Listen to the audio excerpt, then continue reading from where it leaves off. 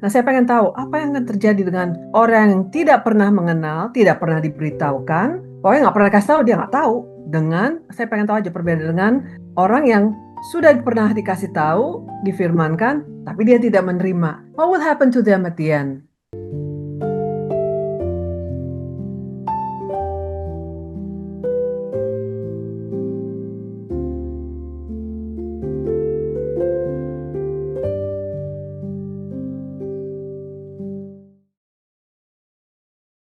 Nah, Roh Kudus itu memberikan karunia. Karunia itu dalam bahasa Yunaninya charismaton. Charis itu kita tahu itu adalah kasih karunia. Dari kata charis ini grace ya, anugerah atau kasih karunia. Karunia atau gift, the gift of the Holy Spirit itu namanya charismaton. Jadi grace gift gitu ya, pemberian karunia. Di 1 Korintus 12, yang dikatakan ayat 7 sampai 11. Tapi pada tiap-tiap orang dikaruniakan penyataan roh untuk kepentingan bersama. Sebab pada yang seorang roh memberikan karunia untuk berkata dengan hikmat, pada yang lain roh memberikan karunia berkata-kata dengan pengetahuan, kepada yang seorang roh memberikan iman, pada yang lain ia memberikan karunia untuk menyembuhkan, pada yang seorang memberikan kuasa untuk mengadakan mujizat, pada yang lain karunia untuk bernubuat, pada yang lain lagi memberikan karunia untuk membedakan macam-macam roh, pada yang seorang memberikan karunia untuk berkata-kata dengan bahasa roh, dan pada yang lain memberikan karunia untuk menafsirkan bahasa roh. Tapi semuanya itu dikerjakan oleh roh yang satu, dan yang sama yang memberikan karunia pada tiap-tiap orang secara khusus seperti yang dikehendakinya. Jadi ini adalah karunia ya untuk jemaat. Jadi kita sudah bahas ya perbedaan antara berkata-kata dengan bahasa roh di depan jemaat dengan doa bahasa roh untuk membangun diri kita sendiri. Jadi ini diberikan oleh Roh Kudus untuk kita saling melayani ya, sesama tubuh Kristus. Nah, Roh Kudus itu juga mengalirkan kehidupan. Di Roma 8, sih dikatakan, demikianlah sekarang tidak ada penghukuman bagi mereka yang ada di dalam Kristus Yesus.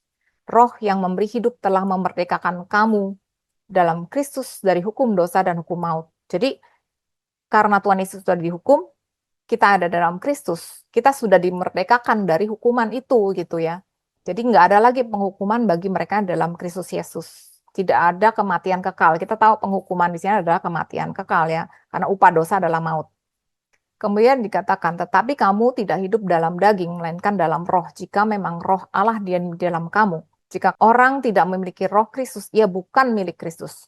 Dan jika roh dia yang telah membangkitkan Yesus dari antara orang mati diam di dalam kamu, maka ia yang telah membangkitkan Kristus Yesus dari antara orang mati akan menghidupkan juga tubuhmu yang fana itu oleh rohnya yang diam di dalam kamu. Jadi nggak cuman cara jiwa kita itu hidup ya, tapi juga tubuh kita itu juga dihidupkan oleh rohnya yang ada di dalam kita gitu ya. Nah, di Yohanes 7 ayat 38-39 dikatakan barang siapa percaya kepadaku, kepada Tuhan Yesus, seperti yang dikatakan oleh kitab suci, dari dalam hatinya akan mengalir aliran-aliran air hidup. Out of your belly shall flow rivers of living water gitu ya. Yang dimaksudnya ialah roh yang akan diterima oleh orang mereka yang percaya kepadanya. Sebab roh itu belum datang karena Yesus belum dimuliakan. Jadi ketika Yesus sudah dimuliakan, kita terima Roh Kudus, dan Roh Kudus itu mengalirkan aliran air hidup. Dan di 1 Yohanes 4 ayat 4 dikatakan, kamu berasal dari Allah, anak-anakku, dan kamu telah mengalahkan nabi-nabi palsu itu. Sebab roh yang ada di dalam kamu lebih besar daripada roh yang ada di dalam dunia. Catat, kita punya Roh Kudus, roh Bapa, roh Yesus, yang lebih besar dibanding roh lain di dalam dunia ini gitu ya. Jadi kadang-kadang orang berpikir bahwa cuman ada Tuhan dan kita gitu. Padahal sebetulnya ada roh-roh lain, dan Tuhan bilang lawan. Iblis tuh jalan keliling seperti yang ngaum-ngaum, cari orang yang bisa ditelan, tapi lawan. Jadi kita lawan gitu ya. Jangan mikir oh semuanya tuh udah diizinkan Tuhan, ya udah kayak sera-sera. Apa yang terjadi terjadi, itu semua kehendak Tuhan. No. Tuhan bilang lawan-lawan gitu. Bahkan di Efesus 6 dikatakan bahwa perjuangan kita bukan melawan darah dan daging, tapi melawan penguasa-penguasa, pemerintah-pemerintah, roh-roh jahat di udara gitu. Jadi pakai seluruh perlengkapan senjata Allah supaya kita bisa menaklukkan tipu muslihat iblis gitu ya, melawan tipu muslihat iblis. Dan salah satunya juga adalah ya ada pedang roh, kemudian juga ada berbicara atau berdoa di dalam roh. Nah, Roh Kudus itu juga mengubahkannya. Di 2 Korintus 3:18 dikatakan, dan kita semua mencerminkan kemuliaan Tuhan dengan muka yang tidak berselubung. Dan karena kemuliaan itu datangnya dari Tuhan yang adalah roh, maka kita diubah menjadi serupa dengan gambarnya dalam kemuliaan semakin besar. Jadi ketika kita mau mengizinkan Roh Kudus ya menuntun kita, kita akan diubah menjadi serupa dengan Kristus, bayangin.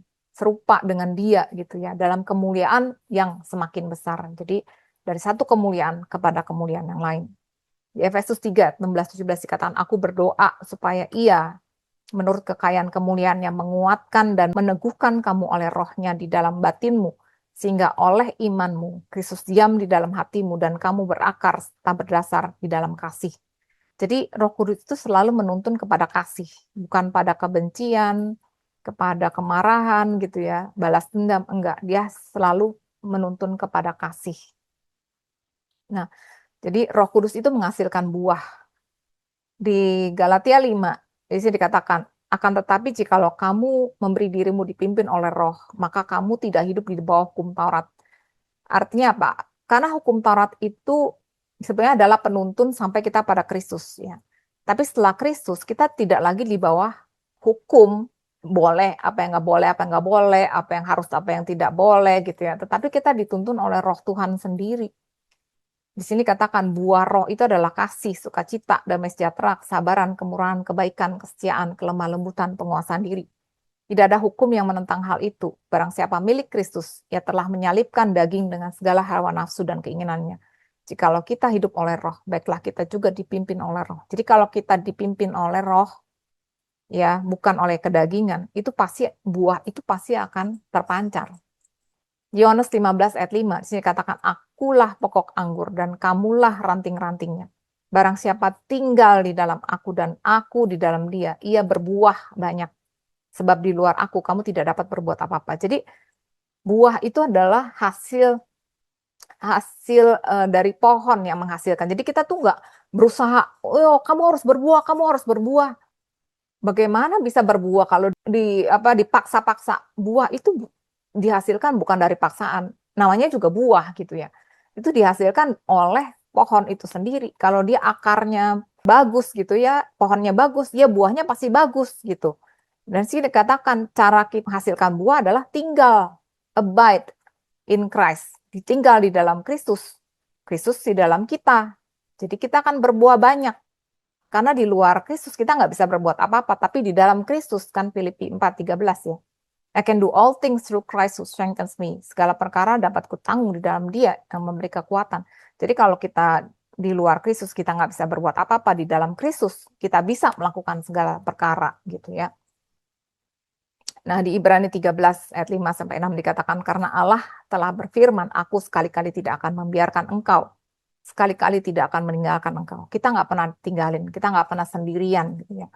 Sebab itu dengan yakin kita dapat berkata, Tuhan ada penolongku, aku tidak akan takut. Jadi dikatakan juga kan di Timotius, sebab Tuhan tidak memberikan pada kita roh ketakutan, tapi roh yang membangkitkan kasih, ketertiban, and a sound mind. Jadi kita tidak akan takut. Kalau kita dengar pengajaran dan itu malah bikin takut, itu pasti bukan dari Roh Kudus.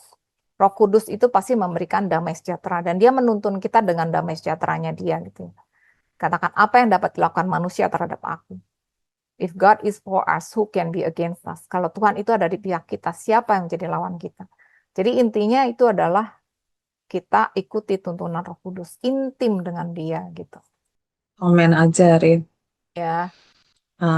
Nggak, aku ngelihatnya kayak tadi ya, Safwat itu ya, 7 minggu kali 7, terus hari ke-50 ya, Ya. gitu. Kalau yang Yobel juga sama ya, 7 tahun kali 7, terus yang ke-50. Dan sebenarnya artinya agak sama ya, sebenarnya pembebasan juga gitu ya. Pembebasan juga. Aku ngelihat bahwa penggunaan angka-angka itu sering apa namanya kayak apakah memang ada artinya jadinya gitu loh ya, bisa sama. Memang kalau ada lagi 70 kali 7 sih memang itu yang 490 memang nggak 50-nya, tapi 7 angka sempurnanya sama kali ya karena di apa namanya bahasa Ibrani juga semuanya gambar dan angka gitu ya. Ya aku cuma mau komen itu aja tadi agak kok bisa sama ya sama Safwat itu sama juga tahun Yobel kayak gitu. Nah itu cuma pengen komen aja. Iya, Thank iya you, thank benar. you. Karena memang di Alkitab itu ada meaningnya semuanya gitu ya. Angka-angka itu ada meaningnya. Kayak kita bahas sebelumnya kan 40 ya. Kenapa Tuhan Yesus itu ada di bumi 40 hari gitu ya. Karena itu juga adalah satu gambaran dari trial, waiting gitu kan, expectance gitu. Jadi ada 40, ada 50 gitu kan. Pentakos itu juga artinya 50 gitu kan. Pentakosta itu artinya 50, hari ke-50 karena gitu. Jadi ya memang semuanya ada artinya gitu kan. Kayak misalnya 50 kan 5 dari 10 kali 10. 10 itu di Bible artinya perfect order. Jadi keteraturan yang sempurna. Dan 5 adalah angka kasih karunia gitu. Jadi ya itu ya terus misalnya 7, 7 itu angka perfection gitu kan. Semuanya tuh ada artinya di Bible.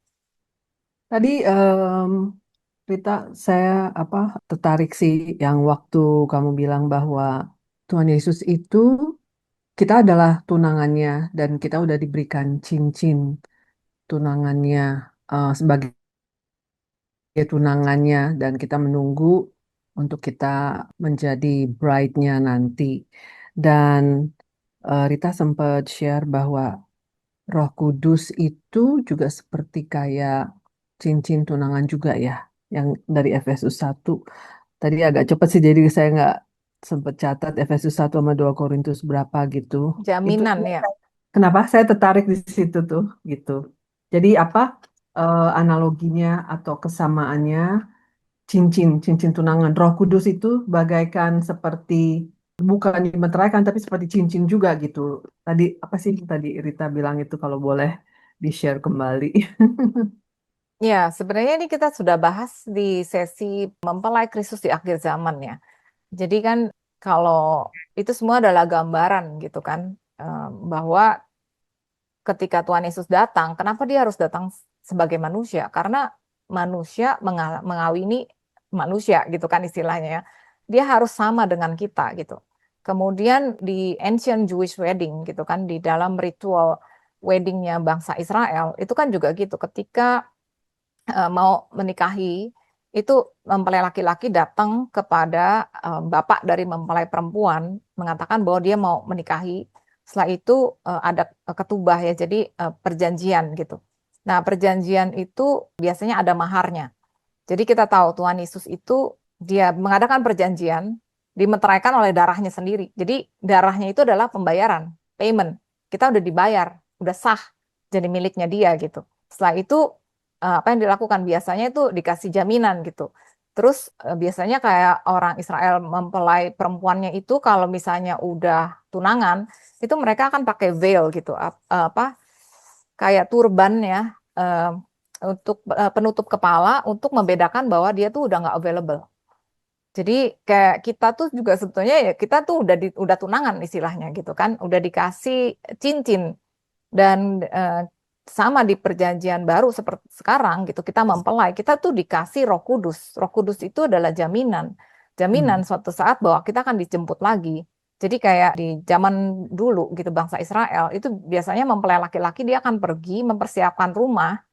Nah, setelah rumahnya selesai, jadi udah dibilang oke ini udah oke nih. Jadi si bapak mempelai laki-laki bilang oke ini udah siap, rumah ini udah siap. Baru terus dia datang menjemput mempelai perempuannya gitu. Nah, setelah itu sama juga ketika sudah selesai menyediakan rumah buat kita, Tuhan itu kan datang lagi ke kita mempelainya gitu. Karena kita sudah dibayar dengan maharnya, kita sudah dikasih jaminan gitu ya. Ya, dia akan datang lagi menjemput kita dan akan bersama-sama dengan dia selama-lamanya gitu. Jadi itu semua gambaran gitu ya. Jadi yang sebetulnya adalah artinya jauh lebih luas gitu, jauh lebih dalam bahwa kita juga adalah mempelai Kristus, kita juga sudah ditebus istilahnya ya, sudah dibayar dan kita adalah milik Dia selama-lamanya gitu. Jadi nggak mungkin apa yang dipersatukan Tuhan nggak mungkin diceraikan manusia. Jadi ngerti-ngerti. Saya cuma tadi sempat nangkap Roh Kudus itu bagaikan cincin itu ya, jaminan itu gitu untuk kita, Iya, cincin tunangan gitu kita miliki. iya. Cuma bedanya kalau cincin tunangan kan ya bisa bisa bisa batal tunangannya, bisa bisa dicopot. Kalau ini nggak bisa, meterai. Meterainya di dalam hati kita. Ayat tadi yang Roh Kudus akan menginsafkan. Hmm, Yang pertama tuh berarti dunia akan dosa ya. Jadi kan yang orang aku nggak share yang lagi ya. hmm. Nah, berarti kan yang dosa itu berarti kan untuk orang yang belum percaya Tuhan ya, bener ya? Tuh. Nah, ini Supaya kan mereka tahu. seringkali, Hmm. ya seringkali kan diartikan ya, tuh Roh Kudus tuh ingetin kamu tuh berdosa, kamu harus hidup benar, kalau enggak kamu akan Hmm. dihakimi, ya kan? Artinya Hmm. ngambil nyomot-nyomot doang. Bacalah gitu, konteksnya apa gitu. Di sini dikatakan dia akan mengisapkan dunia akan dosa karena mereka tetap tidak percaya kepadaku. Jadi Hmm. mereka yang nggak percaya itu mereka hidup dalam dosa. Dan Ya. ya kan, jadi karena kan semua orang telah kehilangan ya kemuliaan Allah ya Roma 3:23. Jadi kalau mereka tidak percaya, mereka akan hidup dalam dosa. Kenapa? Karena ya memang dari awal ketika Adam berdosa, seluruh dunia semua orang itu ada di dalam dosa, ada dalam Hmm. penghukuman gitu ya. Itu untuk dunia. Kemudian dibilang akan kebenaran. Jadi dia akan mengisahkan akan kebenaran karena aku pergi kepada Bapa. Siapa yang bisa menyebut Bapak? Cuman orang-orang percaya, ya kan? Hmm. Nggak mungkin dong orang yang nggak percaya bilang Bapak. Bapak itu adalah untuk orang yang percaya ada di dalam Kristus. Jadi kita tuh adalah orang yang dibenarkan. Jadi dia akan mengisahkan akan kebenaran. Jadi kamu tuh orang benar. Hiduplah di dalam Hmm. kebenaranmu gitu istilahnya. Hmm. Itu Hmm. adalah untuk orang-orang percaya. Yang ketiga, dia akan mengisahkan akan penghakiman karena penguasa dunia telah dihukum. Jadi bahwa penguasa dunia kita tahu ya berbicara Hmm. mengenai iblis gitu. Jadi iblis itu akan dihakimi dengan ya semua yang lain yang tidak percaya gitu. Jadi ada tiga pihak di sini Hmm. untuk mereka yang nggak percaya, untuk orang percaya, sama untuk si iblis gitu. Ya. Hmm. Ya, ya, jelas. Mas, Thank you, oke. Rit. Ya, Kalau kan gini, ada orang yang belum diberitakan firman Tuhan atau tidak mengenal, tidak tahu, nggak pernah dengar. Tapi hmm, ada orang yang pernah diberitakan, dikenalkan, cuman tidak menerima. Dan hmm, ada orang yang diberitakan tapi menerima. menerima. Nah, saya pengen tahu apa yang akan terjadi dengan orang yang tidak pernah mengenal, tidak pernah diberitahukan, pokoknya nggak pernah kasih tahu, dia nggak tahu. Dengan saya pengen tahu aja perbedaan dengan orang yang sudah pernah dikasih tahu, difirmankan, tapi dia tidak menerima. What will happen to them at the end? Kalau saya tahu Kalau umpamanya yang tidak menerima, dia udah diberitahukan, tapi dia nggak mau terima. Oke, that's your decision, then you know where you're going. Tapi ya, orang yang tidak tahu, yang tidak pernah diberitahukan, nggak pernah dengar, hmm. itu what will happen to them? Itu aja saya kepikir itu. Iya, kalau aku sih percaya Tuhan itu berbicara melalui consciousness dia, mengenai kesadaran dirinya dia gitu. Oke. Karena Tuhan, ya Tuhan juga adalah Tuhan yang adil ya. Dia nggak akan menghakimi orang dengan tidak adil gitu kan. Kalau dia nggak pernah menolak misalnya, loh, kan dia kan nggak pernah dengar, dia nggak pernah nolak gitu kan. Heeh. Tetapi setiap manusia pasti pasti tahu gitu bahwa ada Tuhan. Waktu orang juga dia memakan buah dari pohon pengetahuan, dia sebenarnya dia tahu kan yang mana yang baik, yang jahat dia tahu gitu. Hmm. Dia udah makan gitu dari maksudnya Adam tuh udah makan. Jadi dia tuh tahu sebetulnya ini baik nggak, ini jahat apa enggak gitu. Jadi aku percaya ya itu gitu. Apakah dia mau memang dia ngikutin kedagingan ataukah dia ngikuti consciousness yang baik gitu. Dan consciousness yang baik itu ya asalnya dari Tuhan karena iblis itu nggak mungkin melakukan hal yang baik. Oke. Berarti mungkin jalannya dia ya dari consciousness dari Tuhan untuk bisa dia bawa bertanya lebih dalam lagi gitu ya. Walaupun belum ada yang cerita sama memberitakan kepada dia, tapi nanti dia akan jawab, ada jawabannya ya. Hmm. Kita bisa lihat di Roma 2 ya. Di Roma 2 di sini mulai dari ayat 14 sampai 16 coba. Ada yang mau baca? Boleh Rita, Ya, boleh Roma Indra. 2 ayat berapa? 14 sampai 16. Roma 2 ayat 14-16, apabila bangsa-bangsa lain yang tidak memiliki hukum Taurat oleh dorongan diri sendiri melakukan apa yang dituntut hukum Taurat, maka walaupun mereka tidak memiliki hukum Taurat, mereka menjadi hukum Taurat bagi diri mereka sendiri. Sebab dengan itu mereka menunjukkan bahwa isi hukum Taurat ada tertulis di dalam hati mereka dan suara hati mereka turut bersaksi dan pikiran mereka saling menuduh atau saling membela. Hal itu akan nampak pada hari bila mana Allah sesuai dengan Injil yang kuberitakan akan menghakimi segala sesuatu yang tersembunyi dalam hati manusia oleh Kristus Yesus. Iya, Wow, jadi oke. suara hati ya, consciousness itu suara hati. Tadi mikir bahasa Indonesianya apa. Mari kita bersatu dalam doa. Bapak, kami mengucap syukur Bapak, karena Engkau Bapak yang baik. Engkau sudah memberikan yang terbaik anak-Mu, Tuhan Yesus, untuk mati di kayu salib, untuk membebaskan kami dari hukuman atas dosa dan maut.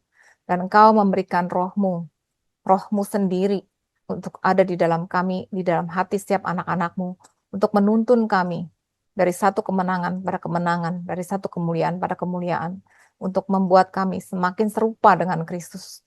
Ajar kami Roh Kudus memiliki kerendahan hati Tuhan, untuk mau dipimpin oleh Engkau. Ajar kami untuk terus-menerus bergantung pada Engkau, karena kami tidak didesain untuk berdiri sendiri, kami didesain untuk tergantung kepada Engkau, bergantung pada pewahyuan yang dari Engkau, dari hikmat yang dari Engkau, tuntunan yang dari Engkau sendiri. Terima kasih Tuhan, dan Engkau adalah jaminan sampai kami memperoleh seluruhnya, yaitu penembusan yang sudah dibayar oleh Tuhan Yesus. Terima kasih Tuhan, kami mau serahkan seluruh kehidupan kami, biarlah dimanapun kami berada, kami boleh menjadi garam dan terang dunia, kami boleh memberitakan perbuatan-perbuatan yang ajaib yang Engkau sudah lakukan Tuhan di dalam seluruh kehidupan kami. Terima kasih Tuhan, Kau memberkati kami dan seluruh keluarga kami, dan apapun yang kami perbuat biarlah berhasil untuk kemuliaan Engkau. Engkau melindungi kami dan seluruh keluarga kami. Engkau menyinari kami dengan wajah-Mu dan berikan pada kami kasih karunia-Mu. Engkau menghadapkan wajah-Mu kepada kami dan berikan pada kami damai sejahtera-Mu. Kasih-Mu Bapa, kasih karunia-Mu Tuhan Yesus menyertai Engkau, Roh Kudus menyertai kami sekarang sampai selama-lamanya. Dalam nama Tuhan Yesus kami berdoa dan mengucap syukur. Amin.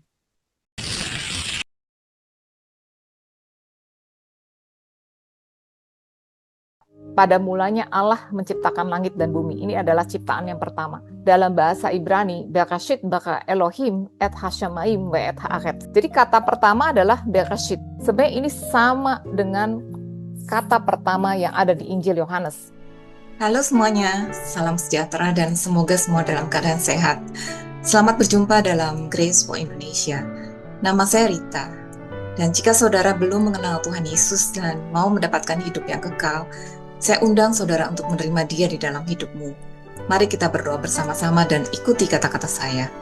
Tuhan Yesus, aku bersyukur karena Engkau mengasihi aku. Aku mengaku bahwa aku adalah orang berdosa dan membutuhkan pengampunan-Mu. Aku percaya Engkau adalah firman Tuhan yang datang dari surga.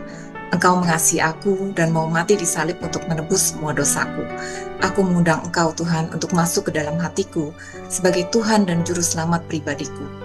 Dan biarlah Roh-Mu sendiri yang menuntun aku untuk hidup bagi-Mu, mulai dari sekarang sampai selamanya. Di dalam nama-Mu Tuhan Yesus, aku berdoa, amin. Nah, jika saudara baru saja menerima Tuhan Yesus sebagai Tuhan dan Juru Selamat saudara, selamat, saudara sudah menjadi warga kerajaan surga. Teruslah belajar kebenaran melalui firman-Nya.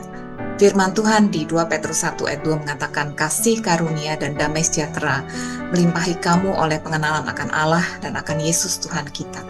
Jadi semakin kita mengenal Tuhan, semakin kita dilimpahi oleh kasih karunia dan shalom.